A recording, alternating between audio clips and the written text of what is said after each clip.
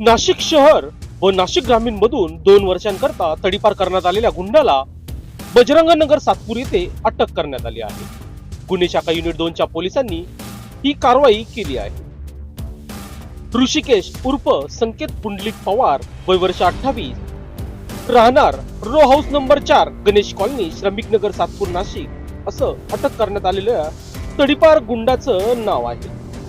गुन्हे शाखा युनिट 2 चे पोलीस अंमलदार महेश खांडवाले व तेजस मते यांना तडीपार गुंडाची माहिती मिळाली होती. सदर माहिती गुन्हे शाखा युनिट 2 चे वरिष्ठ पोलीस निरीक्षक प्रभारी अधिकारी हेमंत तोडकर यांच्या सूचनेनुसार श्रेणी पोलीस उपनिरीक्षक यशवंत बेनकुळी, पोलीस हवालदार नंदकुमार नांदुर्डीकर, संजय सानप, महेश खांडवाले, तेजस मते यांच्या पथकाने दिनांक 20/7/2025 रोजी दुपारी सातपूर बजरंग नगर येथे सापळा रचून त्याला अटक केली आहे. संकेत पवारला 2 वर्षांसाठी नाशिक शहर व नाशिक ग्रामीण येथून हद्दपार केले होते. या प्रकरणी सातपूर पोलिसात गुन्हा दाखल करण्यात आला आहे. लोकशाही न्यूजसाठी बंटी आढाव, सातपूर.